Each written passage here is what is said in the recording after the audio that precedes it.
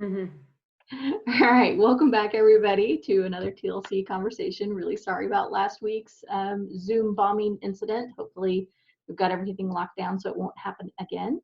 But we are back today talking about testing in the time of COVID. So welcome back. A few quick reminders. If you have not already done so, please review and sign the code of conduct so that you'll get invites to your future conversations, as well as to the TLC Slack, where we have conversations not only during the calls, but in between. So you can ask or answer questions and stay engaged with the community, especially when we can't go to our favorite conferences and events right now. So let me remind everybody who our panelists are. Today we're going to be talking with Ton Wesseling, Casandra Campbell, and Ben Labay. And what we just got started with last week, I'm going to ask you guys to start again, and I'll start with you, Ton, if you wouldn't mind quickly just introducing yourself and if you have any notion as to why it makes sense for us to talk to you right now on this particular topic. Hi, I'm Tom, founder of Online Dialogue, which is a conversion optimization in the Netherlands. We've been in this industry with this company for over 10 years now, and I've been A/B testing myself for over 20 years. I've seen the 9/11 crisis. I've seen the banking crisis in 2008, 2009. This is a totally different crisis, but most reactions at first look the same. So I would love to share some insights on that. And also, of course, what's happening to our clients and the ones that explode in growth and the ones that are like gone to zero in a week. And just here to share and answer questions and add some knowledge to you all. Thank you, Tom. Casandra? Hi, I'm Casandra. I lead the experimentation and analysis team at Shopify. So we're a software company. We've got a lot of merchants who use our product, small businesses. Some are going up right now, some are going down. And for Shopify, the business, we do testing kind of all across the funnel in the company. So on the website, for paid channels, in our product. And we're also figuring out, what to work on right now, what to pivot, and how everything we do is impacted. And welcome, because this is just first time for Casandra to be on the panel. So thank you. Ben? You're mute. Hi, everyone.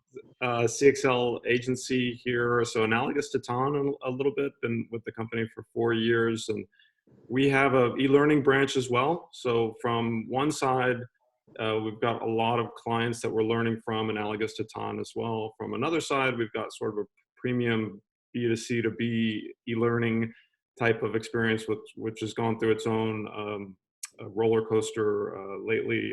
And then we've got large clients in e-learning like Code Academy that we've had a lot of cool times with. There's a lot of interesting data there. Also have clients that got hit hard in the restaurant industry, construction industry, resort industry. We've got some clients that got hit really hard as well. And I come from, before 4 years ago, I come from a research academia position at a university. Research is my kind of strong suit. I look at this situation as an opportunity to see huge shifts in perception and habits and behaviors in people. So in a way, testing during COVID is very exciting to consider, like, how new habits are forming new perceptions and where your product or your message or whatnot can fit into that. So it's a fascinating research problem, especially. Awesome. Yeah, I agree.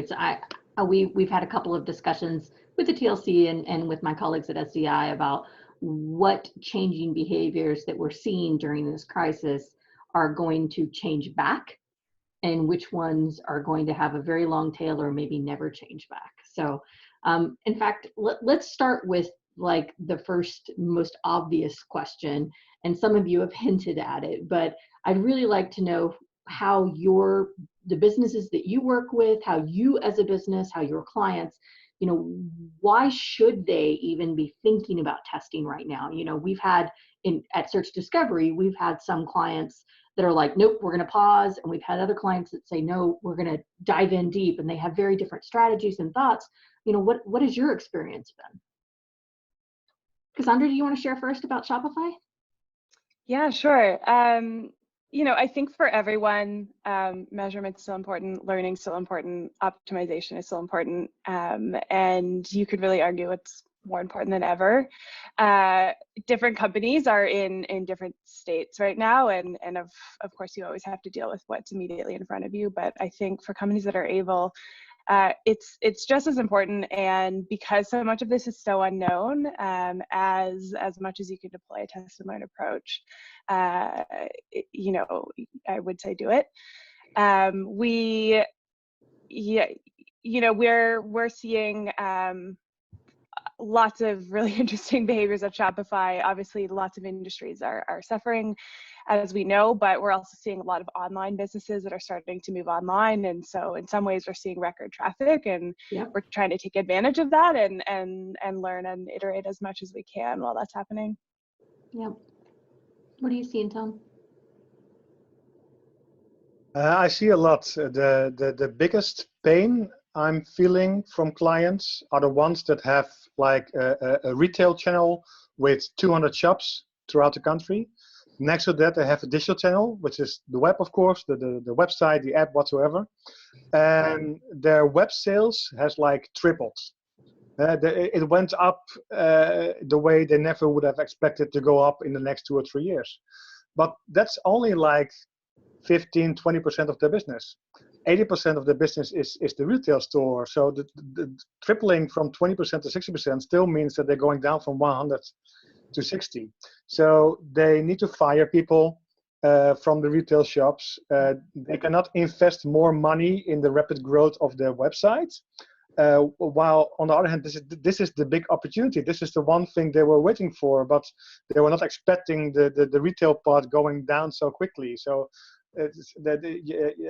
well, I've seen many really terrific teams. Like we have one retail client that just set up a team in the last 2 years with 12 amazing people in there.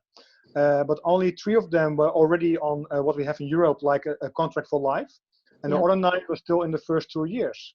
So what the company did, and it makes sense, they just fired everyone with a temporary contract, even if the hires were like amazing. So that team went down from 12 to 3, and it's like it's gone. So that's a lot of pain. So that's what I'm seeing, and we're trying to help, especially those clients. Which we also have hours available, because also our revenues went down, of course, because we have travel clients and so on. So we just try to help them with free hours to maintain this and try to turn the situation around and to make it an opportunity to really at least stay at the 60%, the tripled revenues from the web store after this is gone, if it's 2 months or a year or whatsoever, but prepare them that they won't go down again if people return to normal shopping, if they ever return to it. Which brings us back to the question, and Ben, I'll shoot this over to you. You know, Cassandra, you're saying this is an opportunity in many ways because more people shopping digitally than ever before. With Ton's story, it's very clear that, you know, retail's gone way down, you know, online has gone way up. One of the things that I've noticed, which I'm assuming you have as well, Ben, is that a lot of companies that actually didn't do digital very well, didn't compete as well in the digital space, are, you know, turning on a dime and having to learn how to do so very quickly, which seems like the use case for testing. Is that how you're seeing people use testing? Yeah, exactly. And that's a good transition into one of my thoughts that was sort of mirroring what Ton said. There's companies out there that are going through a lot of pain right now. We work with a restaurant, kind of a POS system. I won't name names, but it's a large one, and laid off literally half the workforce, and they're doing really well, and they're showing a lot of leadership. And I wouldn't say this is one of those legacy examples that you bring up, but in a way, what they've done in reaction with bringing new products to allow who they serve to go digital really easily. And so showing market leadership within that organization to launch products and campaigns to serve and kind of stand up that struggling industry has been really fascinating to watch. And in another example, And I guess to mirror what Casandra said, A/B testing is just about another form of data capture and data monitoring. And why do we need data? We need data to inform better decision making. So we work with a big services company that does payroll, a pretty stable company generally, and they're launching a lot of like awareness and informational types of campaigns and banners and messaging, and we're seeing sometimes when that gets stuck onto a page, it kills conversions, and it will kill kind of that where the leads are supposed to be coming from with that page. Again, data monitoring, where's the right place to put that message? How do we frame it? Who do we frame it to? All that data still needs to be captured so we can make better decisions quickly, especially now. Have you guys seen a shift in the type of testing that your companies or clients are doing? Go ahead, Ben, you nodded. You're muted. Yeah, Ton, you went off mute too. Definitely, like again, data is for making better decisions, and we're needing to make more rapid decisions more quickly. I think of testing in 3 buckets. There's pure research, bring in that data. There's optimization, we want more revenue. And then there's like non-inferiority testing around maybe brand. We want to shift perception without hurting anything in the short term, but maybe that'll give us some long-term gain. So it's those 3 buckets. Right now, everything is sort of merging, so we need to make decisions fast. And so the tests that are going out there are around like new products, new messaging, new positioning, Black Friday type of traffic, and how do we engage that? And so it's a little bit faster paced. Yeah. What are you seeing, Tom? I think we have 2 types of clients. The one where they fully have a culture of experimentation. Let's call them booking.com. This is like fully integrated in the company. So even with having no revenues now for booking, they will still embrace that everything is an experiment. Sure. So of course the research fully changed to something else than they used to do, but it's still based on experimentation. Then we have the clients that don't have this experimentation culture where everything is an experiment. They just have a centralized CRO team running experiments to optimize a landing page, product page, campaigns, whatsoever. And these are the ones that like fully stopped when it hit the market in like 15th of March or something, half March. They stopped for 1 or 2 weeks. And then they started up again. And to me, the biggest problem they are facing is that to run experiments before you make a decision, you need time. You need like 6 weeks or whatsoever to design, build, run, and analyze. And they don't have this time. So what we presented them is like the hierarchy of evidence. Like, please keep on making decisions based on evidence. Talk to your clients. Call them, do surveys, get some way of feedback to base your decisions on. And then once you've made the major decisions that have to be made, then you can start tweaking them. But please then continue optimizing again, because everything is new, like Ben said. Like the way people make decisions now is totally different and will keep on shifting the coming months. So you have to even test more and ask more and interview more to understand what's going on. You know, it's interesting. I actually expected at least one of you to say something about a shift away from, offer-based, sales-based, and towards usability and, making it easier for people to shop online. Are you guys seeing any of that type of trend, or is it fairly well mixed? Or what are you seeing at Shopify, Casandra? Yeah, so I mean, we did have a bit of a transition point. Like it's just sort of felt like overnight everything changed, and we paused a lot of things because we wanted to reflect and be really sensitive to what our merchants were going through. And we shipped some things, like we extended a free trial for our product to 90 days, which creates a much longer feedback loop. But now we're sort of up and running again, and we're actually mostly, testing in all the same areas, but we kind of refresh the backlog with a bunch of new stuff. We're thinking about some of the new, all of the people who are trying to get online very quickly for the first time now, and how do we better serve them? Mm-hmm. And we're, perhaps less focused on understanding the incremental CAC of a specific paid channel, because it's what it is right now is not what it's going to be in a few months, and we probably aren't going to waste time on that right now. Those first few weeks, I think, similar to kind of what Ton was referencing, like other forms of evidence, a lot of things halted, and we just sort of figured out, okay, how can we add value right now? Like, we were doing a lot more analysis, just informing, we had done some testing that could give some indication of what would happen with this 90-day free trial. So we were mining our archive for a lot of insights. Sure. And now we're kind of back up and running again. And it feels a bit more like business as usual, but just kind of new stuff, new direction. Yeah. What about helping customers, clients, businesses that have a significant physical presence in retail or elsewise? A good example, some of our clients are in pharmaceutical world, and so they had pharmaceutical sales reps that would go into hospitals, and that was like their primary source, and now they can't.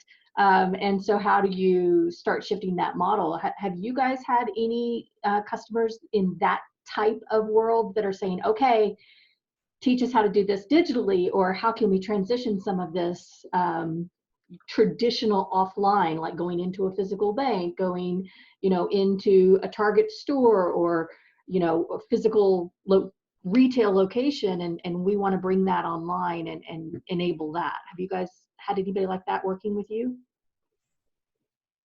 There's a big shift in decision making from upper management in companies. It's really fast now, so they make big decisions big. Like, for instance, if they're all preparing for this 6 feet shopping culture in the Netherlands.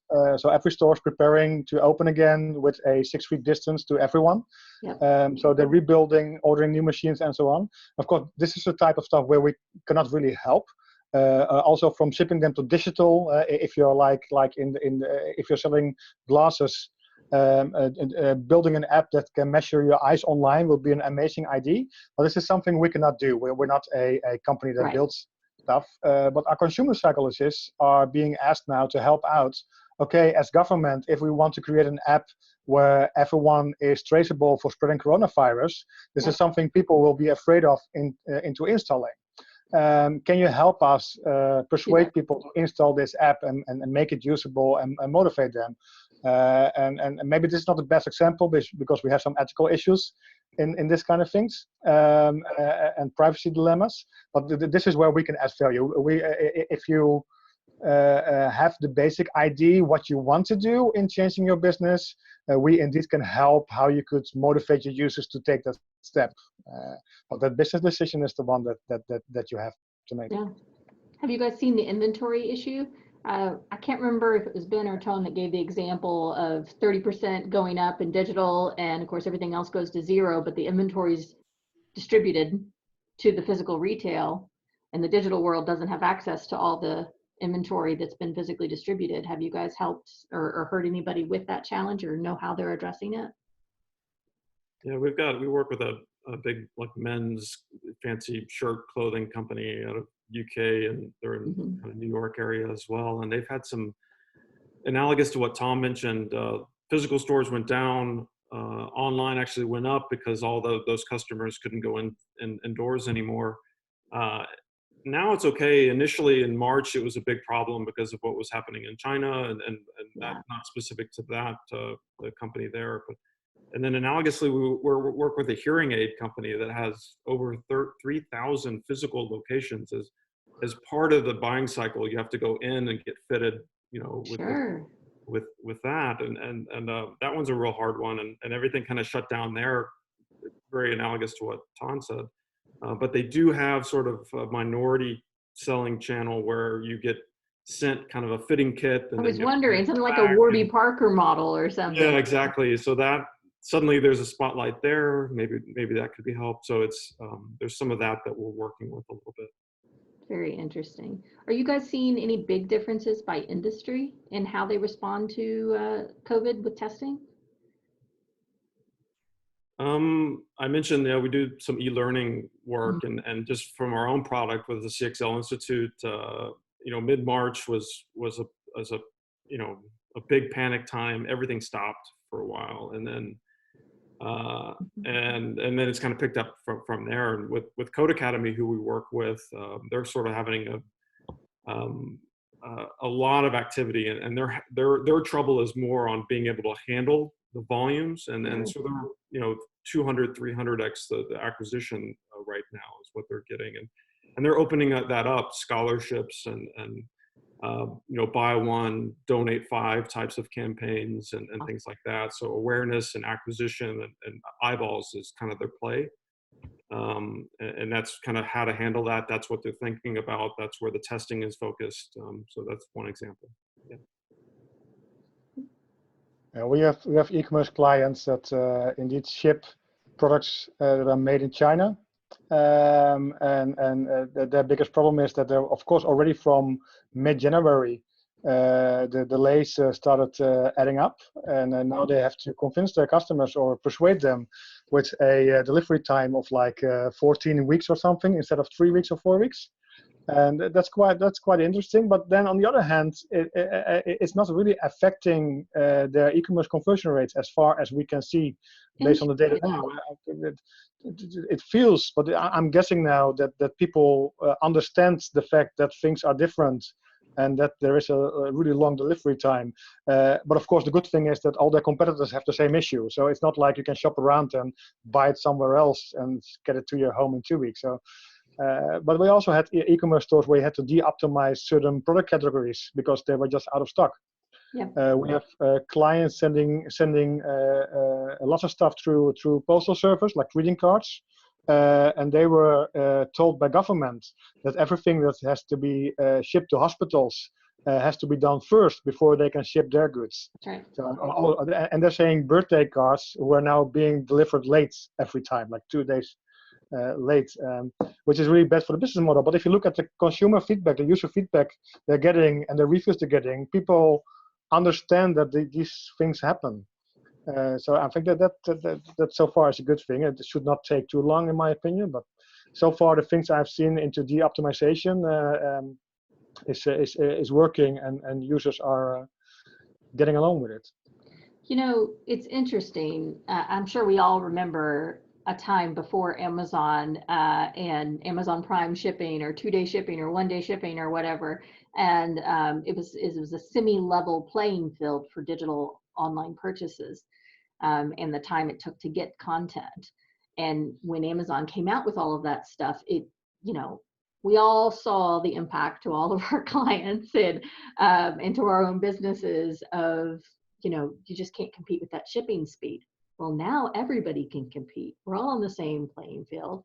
And to your point, I haven't seen a lot of reduction in conversion affected by these much longer expectations on shipping. So is this something that might become a longer tail impact? Maybe we pull back and pull away from these rapid shipping times and make a little bit more of a level playing field? Interesting question, because I think the big question most people have now into running A/B experiments is, okay, if I have a winner and I'm going to implement it, is it valid later? Whether it lasts for 2 weeks, 5 years?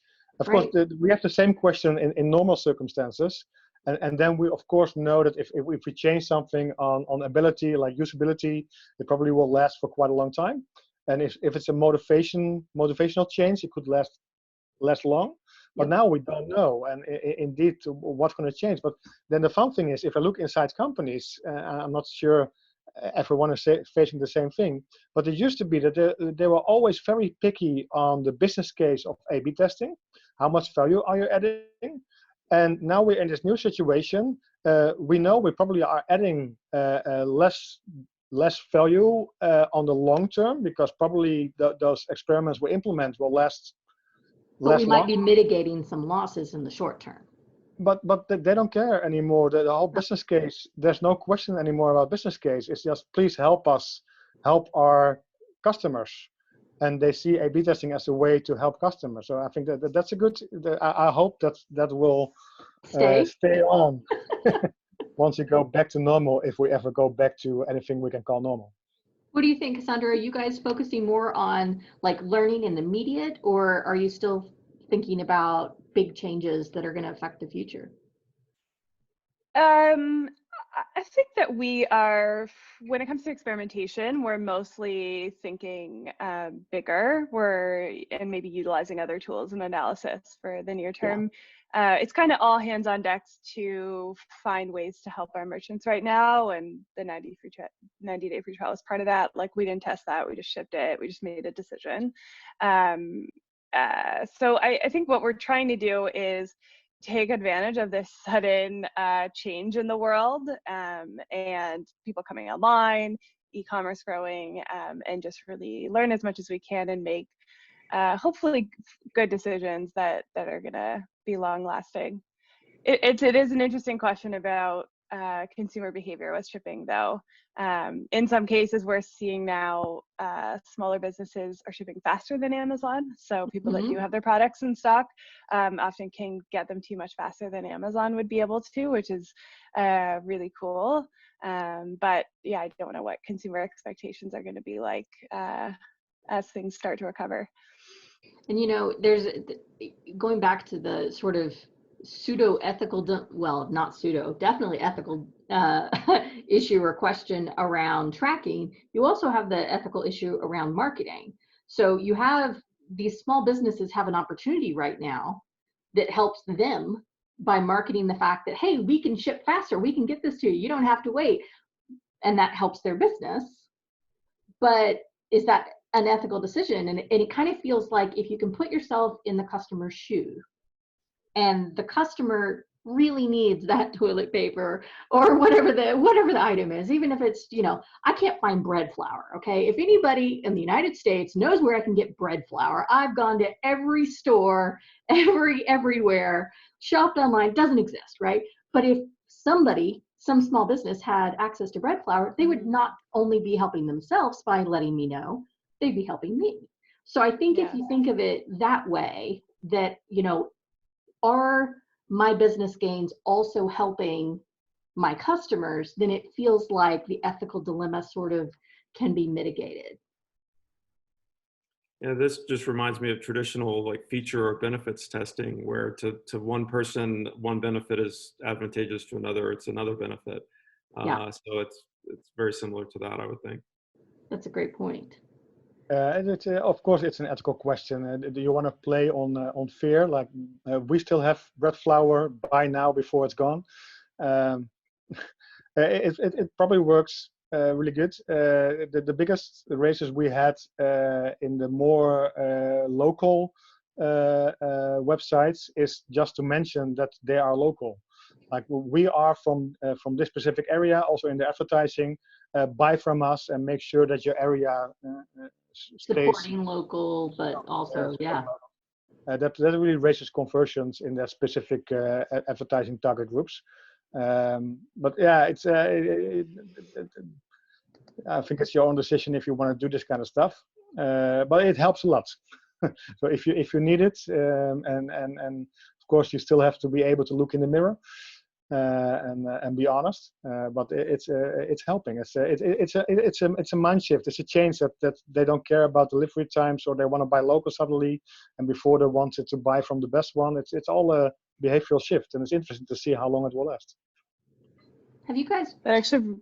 Oh, that reminds me of a really great ad I saw, which would be, you know, a good, quick and easy copy test to run right now is an AdWords ad. I think I Googled 35-pound kettlebell or something. I have one, but I wanted to get a second one. And kettlebells are sold out everywhere in North America. Like, you can't get them. I'm glad I already had some.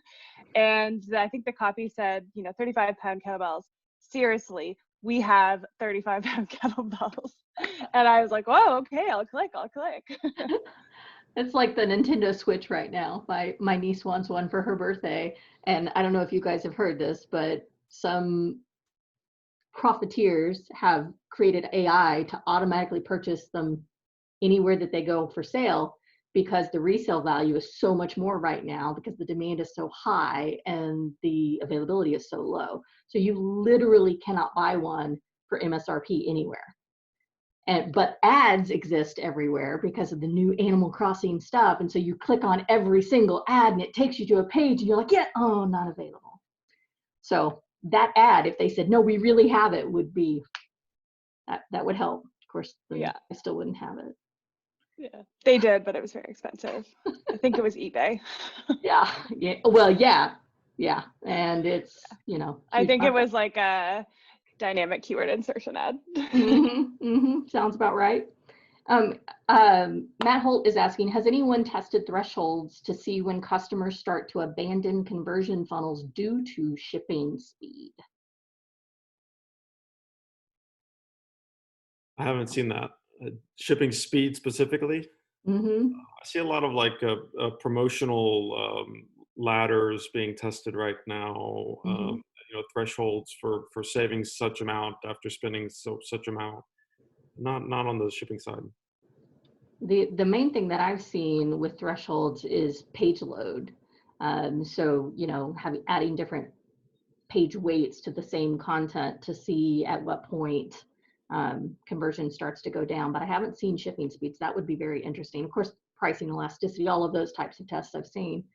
But that might be a really interesting way, because wow, if you could save the company, you know, if even if conversion rate dips slightly, but that dip is more than paid for by the decrease in cost of paying for faster shipping, it might be an interesting test to do. Somebody go do it and then let the TLC know how it went. Maybe not right now, but maybe do it when everything goes back to normal. I think that'd be fascinating.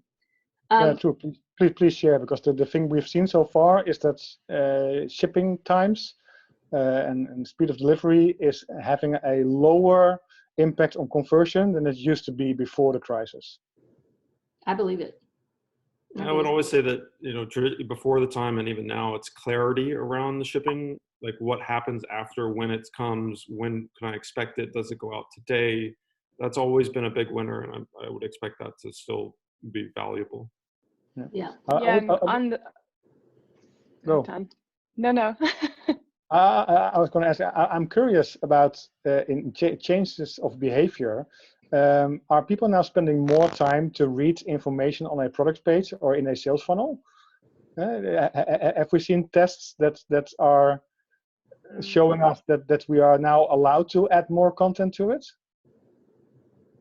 Yes, I've got some tests, and there's data on analytics that are showing like increased engagement, more page views, pages per session. Because they're not going into physical retail to browse and research. They've got more time. They're on desktop. It's much more informational, conversational, more generally. I want to know types of user intents versus I want to buy. Those user intents are depressed a little bit. So that I want to know intent and the actions that come after that, the payoffs are doing well.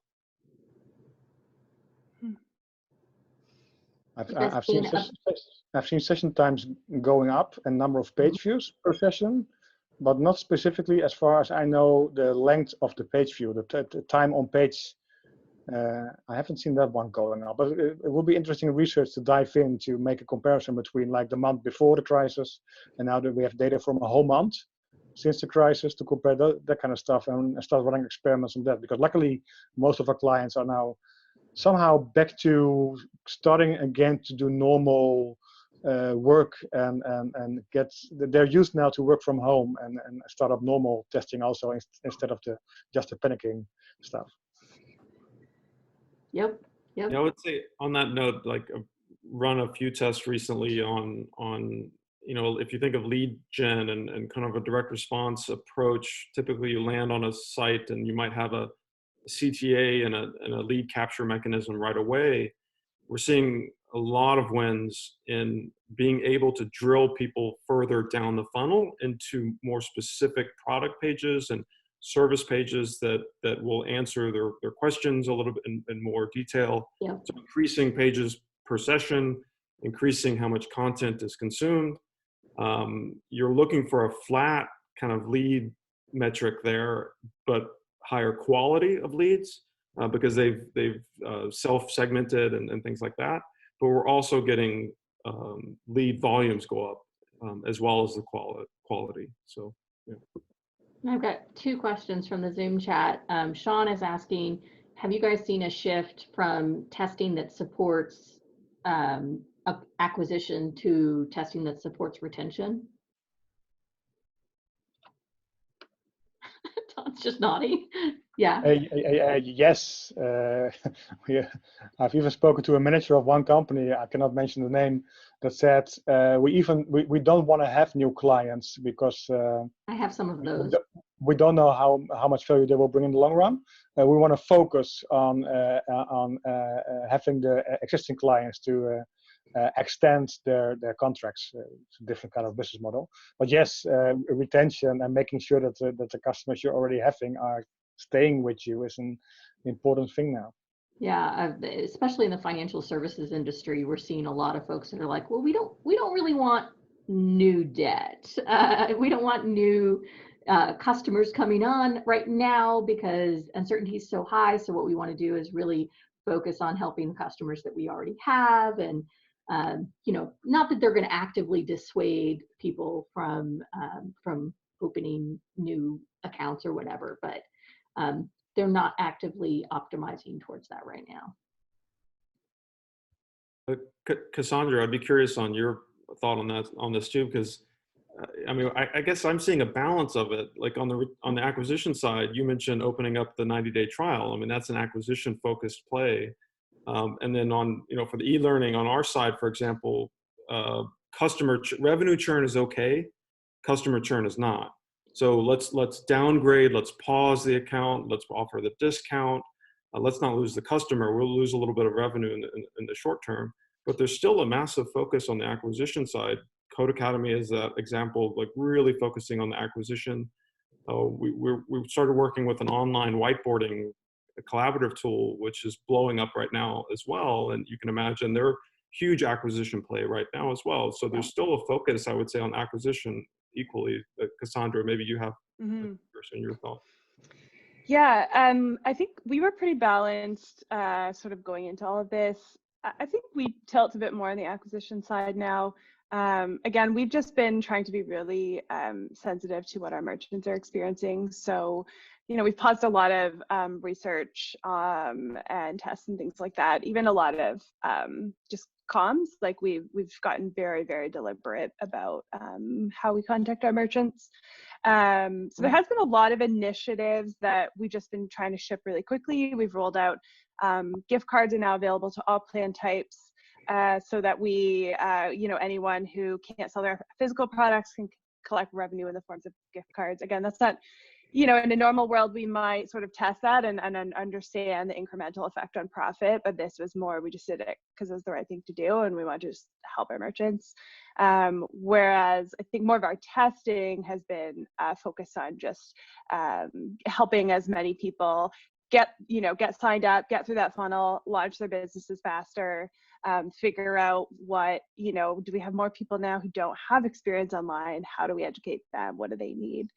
So it's been a little bit different for us, but I think we'll get back to that balance as well. How would you guys advise experimentation groups that are struggling to get buy-in in their organizations that they should be testing right now?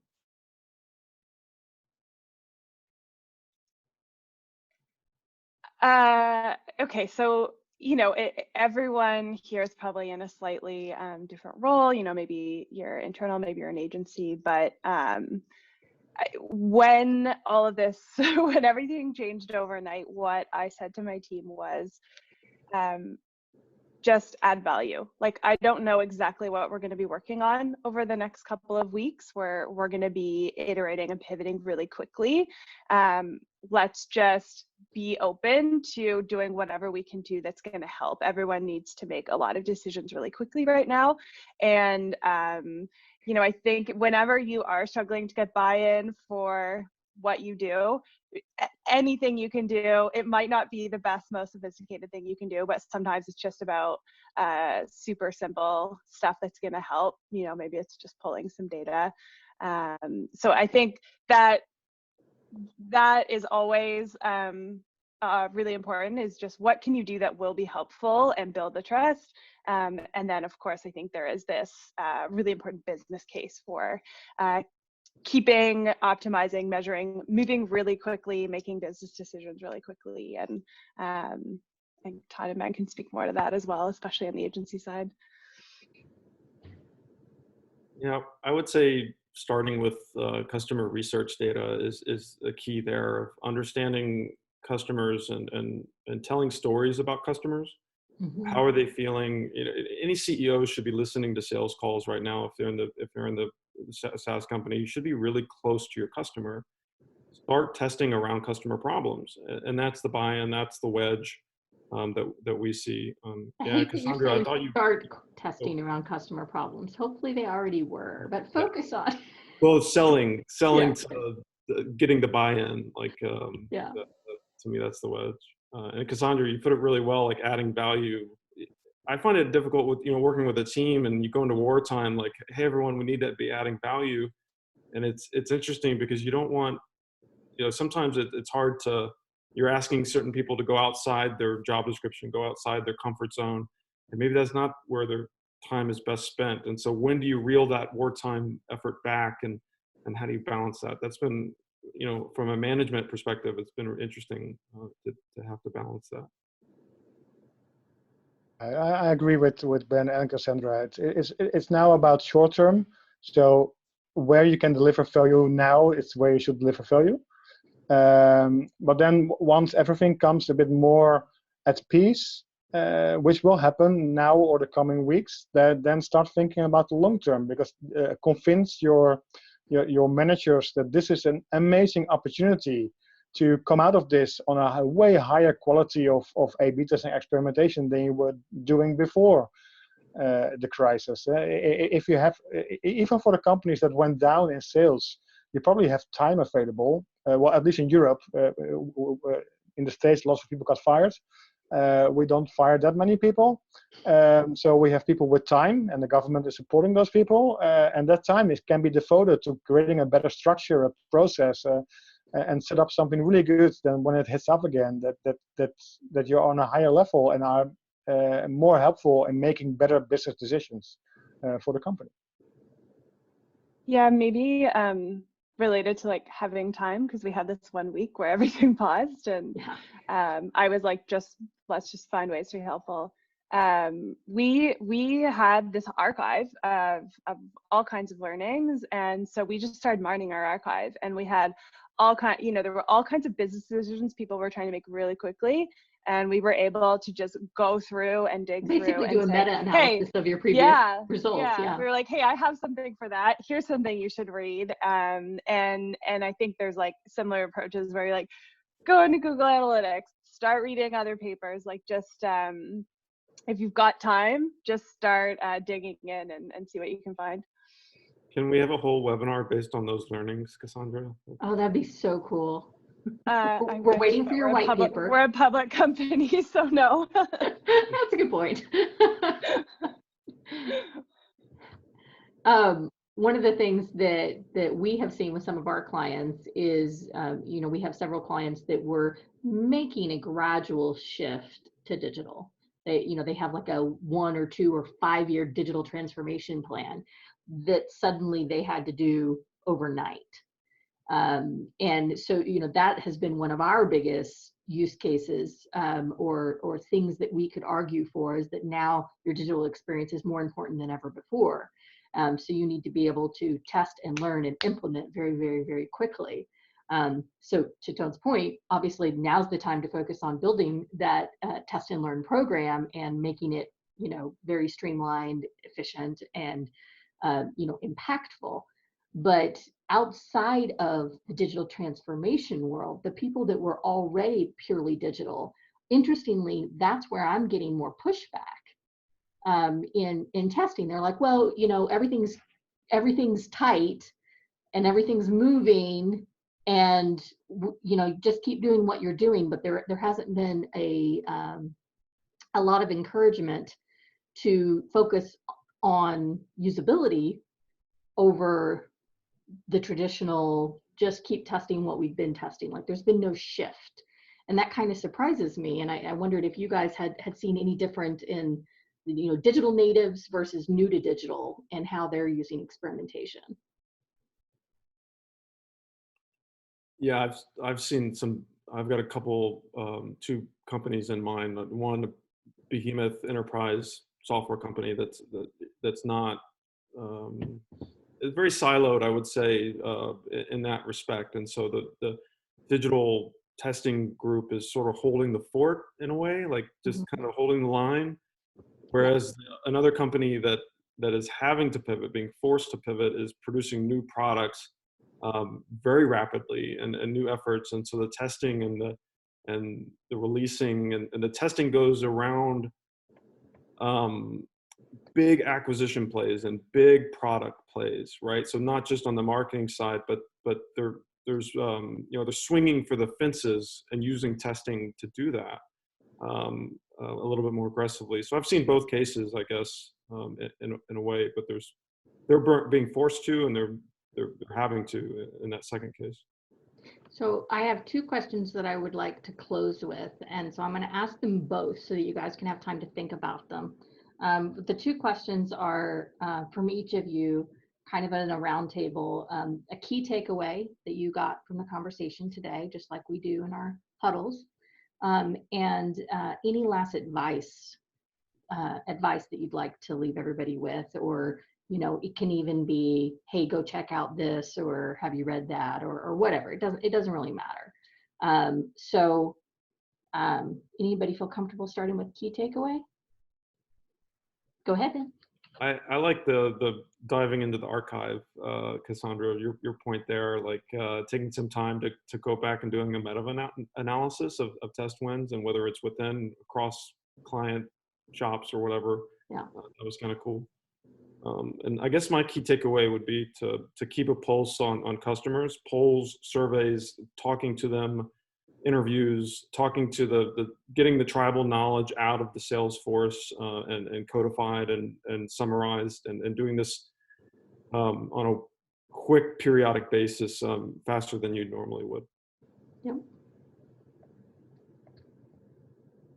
Sandra, Tom? Yeah, I know you said it sounds like this has been a struggle at some companies, but I really like the idea of focusing on usability right now, because that is something that's always going to be true. And sometimes those kinds of things, it is very, very directly connected to the results, but it feels sometimes less directly connected to the results. And I think now is like a really great time to just invest in those improvements and really focus on that. And my parting advice, I think it's just to be open-minded and ready to just kind of to pivot and iterate quickly. I think it's such an interesting time, and things are changing so quickly, and I'll just feel a little bit uncomfortable with some of the things we thought we knew we don't anymore, and taking advantage of all the things that are changing, and just go with it. I have to say, you say there's not an easy or direct connection or an easy to measure connection between usability and impact or conversion rate. You can do that research. We've done it for several clients where we looked at task completion rate, satisfaction with the experience, and actual revenue, and you can tie it down to the dollar. Oh yeah. And then turn around and run tests on usability that are correlated. I absolutely think that there is. I think sometimes intuitively people don't see it. Like if you're pitching something, they sort of want to see like the shipping threshold tests or offer-based testing. Right, because they can see that instant impact. Yeah. Right. But yeah, I think it's there. Definitely. I think we've all seen it. And now is maybe a good time to keep investing in that or double down. Yeah. And it feels like a way that you can focus on long-term during short term. Never hurts to improve usability. That's right. How about you, Tom? Well, my key takeaway is that helping the company wherever you're again right now, you are all on the same team. You are part of the same company. So forget about your political fights and things you want to do to get forward in the long run. It's now being in there all together and help each other. And my last advice will be, of course, stay healthy. But also make a dot on the horizon on where you want to go to in long term, and also keep working on that. So please help each other, but also stay focused on something you want to reach for, because if you lose that dot, then your motivation will be gone in a couple of weeks, and you'll be like out of energy, and that's something you don't want to do. So that is my advice. 100%. That's great advice. Yep. We got to keep connecting with each other in the community, keep reading and posting blog posts, engage in, there's so many communities that you can join. This isn't just one. And then I have a question. Would it be possible to have a session in the future date about testing for usability? I think it's a really interesting time to do that, especially for those of us who have significant declines in e-commerce. That is a great idea. So, hey, everybody that's on the call, if anybody personally would like to volunteer or would like to recommend or volunteer somebody on a panel conversation for usability testing, and I mean A/B testing for improvements in usability, please reach out. You can send me a Slack message, a private message through Zoom, or an email. That's a great topic, good question. And I want to thank everybody so much for coming back this week after that awfulness last week. Hopefully we won't ever have to deal with that again, thanks to our new privacy settings on the Zoom. And hope everybody stays safe and take care. Thanks, everybody. Thanks, Bye. Kelly. Thanks, Kelly. Thanks for having us. Bye, everybody. Thank you.